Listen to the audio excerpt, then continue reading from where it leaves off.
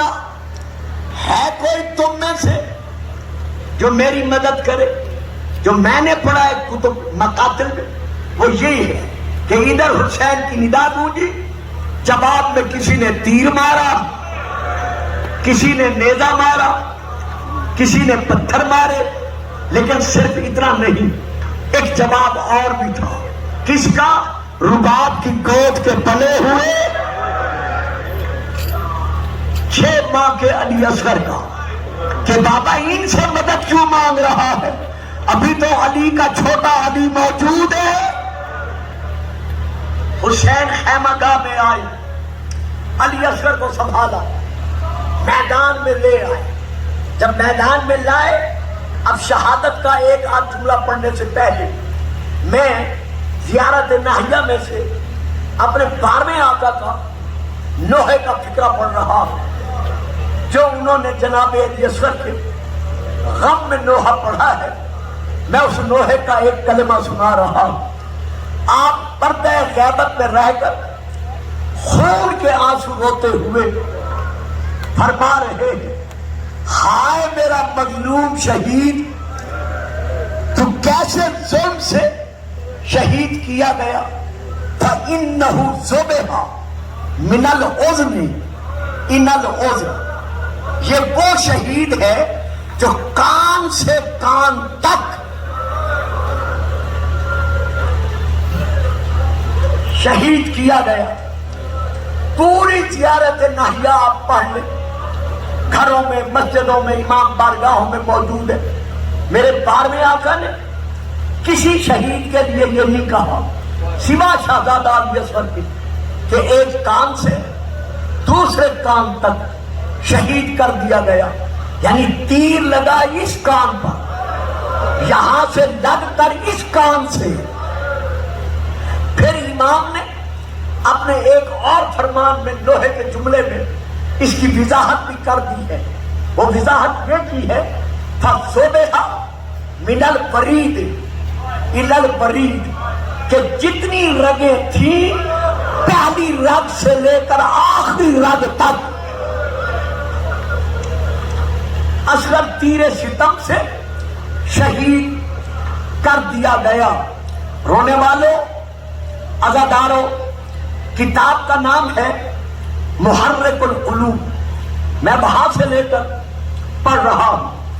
اس میں یہ درج ہے کہ کربلا کے میدان میں جتنے امام کے صحابی موجود تھے 10ویں محرم کے دن، ان میں سے اکثر کی حالت یہ تھی کہ پیاس کے سبب ان کی زبانیں تالو سے چمٹی ہوئی تھی، جس کا منہ کھل جاتا تھا اس کا بند نہیں ہوتا تھا،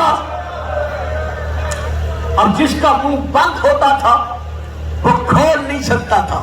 حتیٰ کہ وہ نوبت بھی آئی جب صحابہ ایک دوسرے کے ساتھ اشاروں سے باتیں کرنے لگے۔ اب میں آپ سے پوچھتا ہوں، صاحبان دل، صاحبان اولاد، صحابہ مرد تھے، جوان تھے، کامل تھے، جب پیاس نے ان پر یہ اثر کیا تو اصغر تو صرف 6 مہینے کا تھا۔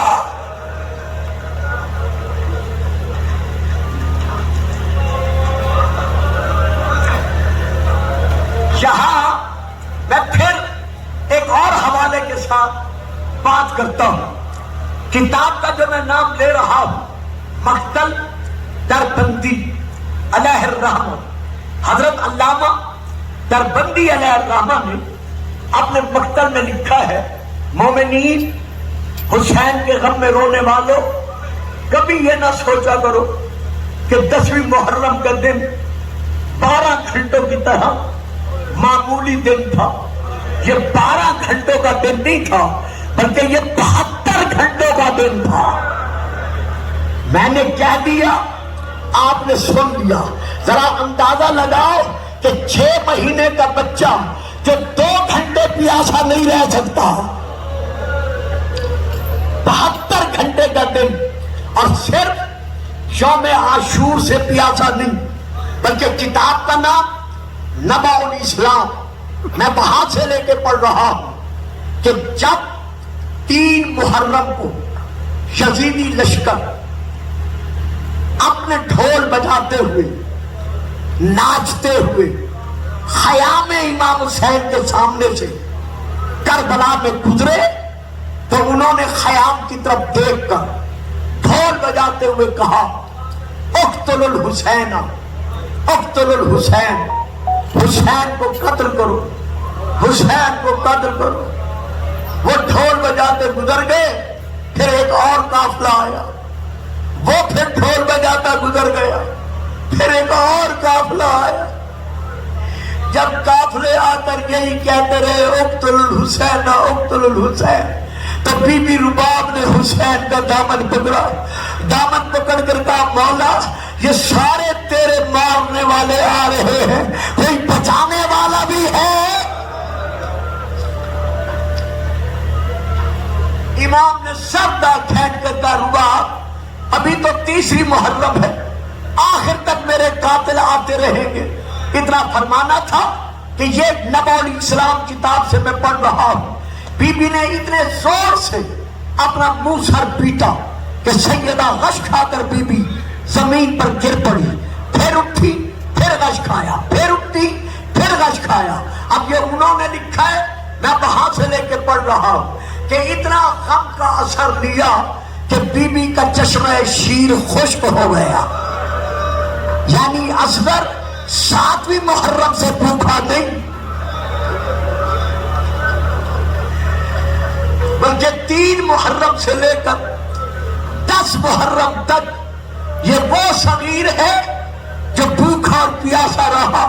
رونے والوں، جب اسی اصغر کو حسین میدان کربلا میں لے آئے تو اپنے کتاب کا حوالہ دے رہا ہوں، کتاب ابن مخنہ، وہاں یہ درج ہے کہ امام نے جب حسین نے جب اصغر کے لیے پانی مانگا اور ہر ایک نے تانا دیتے ہوئے کہا کہ حسین پانی اپنے کو چاہیے، مانگتے صغیر کے لیے، تو اب امام نے اصغر کے چہرے سے پردہ ہٹایا، ابا کا دامن ہٹایا، ہٹا کر ایک یوں اصغر کو امام نے ہاتھوں پر اٹھایا، اٹھا کر یوں امام نے سر کے اوپر بلند کیا، بلند کر کے چاروں طرف فوج اشقیا کو دکھا کر کہا کہ او یزیدیو میں اور پانی نہیں مانگتا، صرف ایک گھونٹ اسے پلا دو۔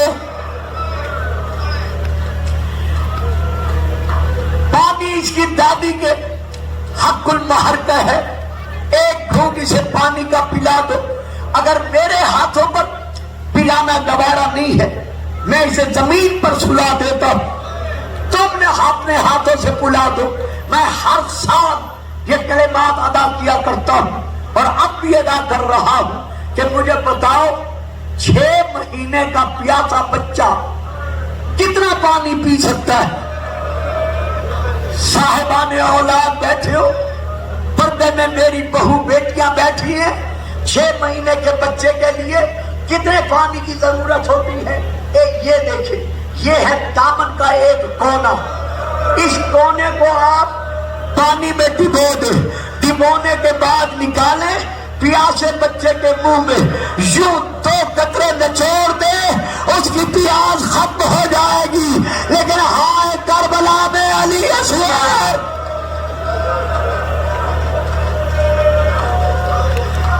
رو لو جو رونے کے لیے بیٹھے ہو، گھرانے بطول کو پرسہ دے لو، حسین نے کچھ جاگیر تو نہیں مانگی تھی۔ لاکھوں کی تعداد میں تماشائی موجود تھے، شامی اور کوفی موجود تھے، کسی نے بڑھ کر یہ نہیں کہا کہ چھوڑ دو اصغر کو، چلو پانی نہیں دیتے، نہ دو، پیاس نہیں بجھاتے، نہ بجھاؤ، لیکن اسے چھوڑ دو، قریب المرگ ہے، خود ابھی ختم ہو جائے گا۔ امام نے روتے ہوئے کہا تھا کہ لوگوں آؤ ذرا میرے صغیر کو دیکھو، اس کی حالت کیا ہے، آنکھیں بند ہے، منہ کھلا ہوا ہے، زبان تالو سے چپٹی ہوئی ہے، خشک گردن ایک طرف لڑکی ہوئی ہے۔ امام فرماتے ہیں یتلذا میرا بیٹا پیاس کے اس عالم میں ہے کہ اگر پانی نہ ملا تو یہ مر جائے گا. ظالموں نے پانی پلایا. کیسا پانی پلایا؟ ایک فکرہ زبان پر آ گیا ہے، پر داتا نہیں. پھر میں عرض کرتا ہوں کیسا پانی پلایا. ہر بچے کی دودھ بڑھائی جب ہوتی ہے تو شیرینی سے ہوتی ہے، مٹھائی سے ہوتی ہے. ہائے اصغر کا مقدر، جب کربلا میں اصغر کی دودھ بڑھائی ہوئی، اولاد والوں، بیٹیوں میں بچے رکھنے والوں، ذرا آنکھیں بند کر کے تصور کرو کہ اصغر کی دودھ بڑھائی کیسے ہوئی. عمر ابن سعد کربلا سے کہتا ہے ایسا تیر چھوڑ.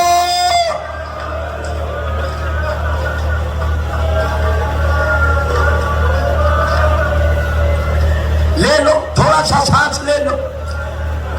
ایسا تیر چھوڑ جو آج کے بعد اثر پانی نہ مان سکے.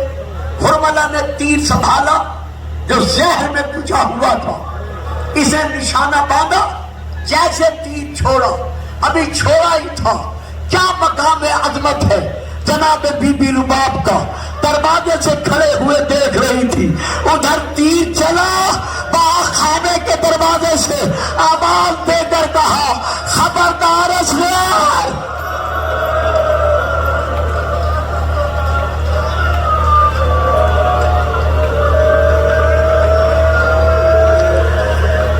میرا لال گردن نہ ہٹانا، تیرے بابا کو تیر نہ لگنے پائے، بی بی بطول ناراض نہ ہونے پائے.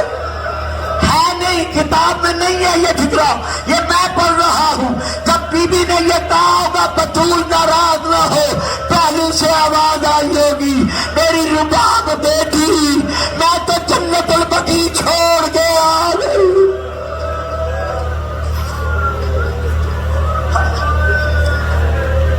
ایک بات مجھے بتا دو، پھر میں مصائب کا ایک آدھ جملہ اور پڑھ کے شبی برآمد کراتا ہوں.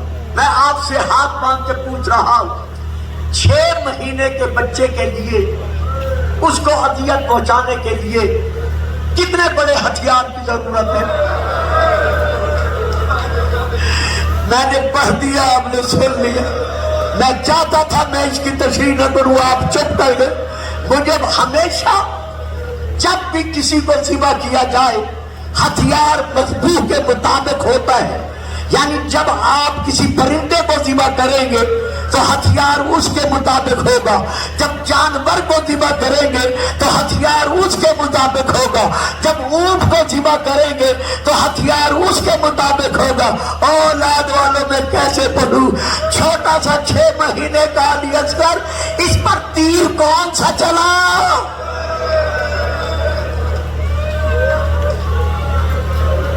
کتب میں یہی درج ہے. 3 نوکوں والا تیر تھا، زہر میں کچا ہوا تھا، اور یہ تیر میدان جنگ میں شاہ سواروں پر، جوانوں پر نہیں چلایا جاتا تھا، بلکہ یہ تیر ان کے جانوروں پر، ان کو گرانے کے لیے چلایا جاتا تھا. اب ذرا آنکھیں بند کرو، ذرا تصور کرو کہ جو تیر جانوروں پر چلتا تھا وہی تیر حسین کے صغیر پر چلا. ایک کونے میں لگا، دوسرے کونے سے نکلا، حسین کے بازو پر جا کر یہ تیر رک گیا. علامہ دربندی لکھتے ہیں کہ اگر حسین کے بازو پر یہ تیر نہ رکتا تو جہاں تک تیر جاتا وہاں تک اصغر کا لاشا. اللہ اکبر، اللہ اکبر.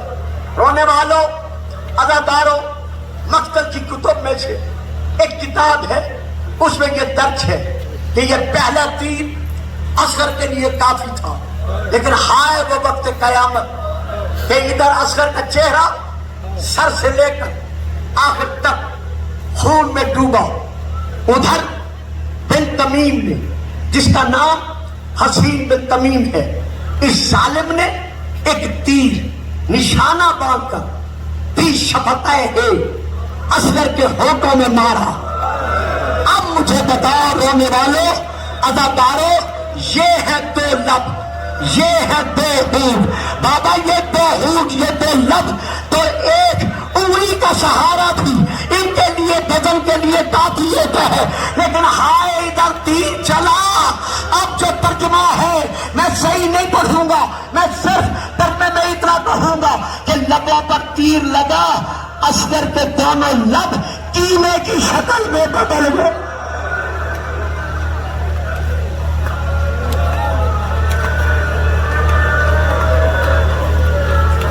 حسین ہے، حسین ہے، حسین حسین نے اصغر کو سنبھالا، لے کر چلے، بس میں ختم کرتا ہوں، لے کر چلے۔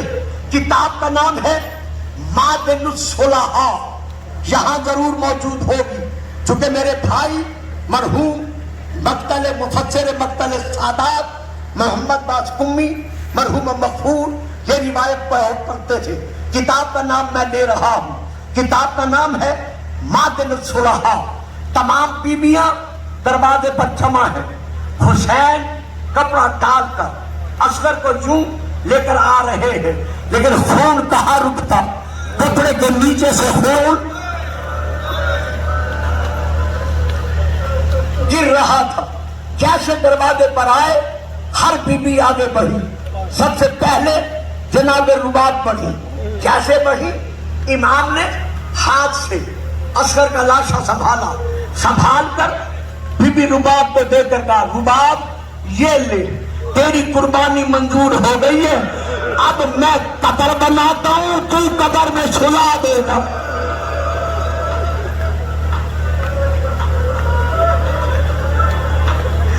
مجھے بتاؤ لاہور والوں، مجھے روتے ہوئے بتاؤ، آج تک کسی ماں نے اپنے بیٹے کو قبر میں سلایا ہے؟ ہائے کربلا، حسین نے خیمے کے دروازے کے آگے قبر کھودی، بچے کی نماز جنازہ بھی پڑھائی، قبر کھودنے کے بعد اصغر کو سنبھالا۔ یہ علامہ دیوبندی نے لکھا ہے کہ جب حسین تلوار کے ساتھ اصغر کے لیے قبر کھود رہے تھے تو تلوار سے رونے کی آواز آئی۔ امام نے پوچھا تلوار کیوں رو رہی ہے؟ کہا مولا میں تیرے گھر کے لیے اس لیے تو نازل نہیں ہوئی تھی کہ تیرے بچوں کی قبریں کھودتی رہی۔ قبر تیار ہوئی، امام فرماتے ہیں رباب سلاتا میں، بچے پر مٹی ٹوٹا، تمام بیویاں، تمام بہنیں، تمام مظلومہ عورتیں جمع ہیں، سلایا، علی کے بیٹے نے علی کو سلایا۔ اب میرے پاس فکر نہیں ہے، سلا کے کہا رباب مٹی تو ڈال، جب کہا نا تو ڈال، اللہ جانے کیسا کلیجہ تھا، کیسا رونے کا عالم تھا۔ بی بی نے کربلا کی گرم خاک اٹھائی، اصغر کے پاؤں پہ ڈالی، پنڈلیوں پہ ڈالی، اور رونے والوں تصور کرو، میں پڑھ نہیں سکتا، اپنے آپ کو کربلا لے جاؤ، شکم پہ ڈالی، سینے پہ ڈالی، گردن پہ ڈالی، جب چہرے پر ریت ڈالنے کا وقت آیا بی بی کی پھاڑیں نکل گئی، رو کر کہا زہرا کا لال، بطول کا بیٹا، اب تو جان اور تیرا اصغر جانے، اب میں مٹی نہیں ڈال سکتی۔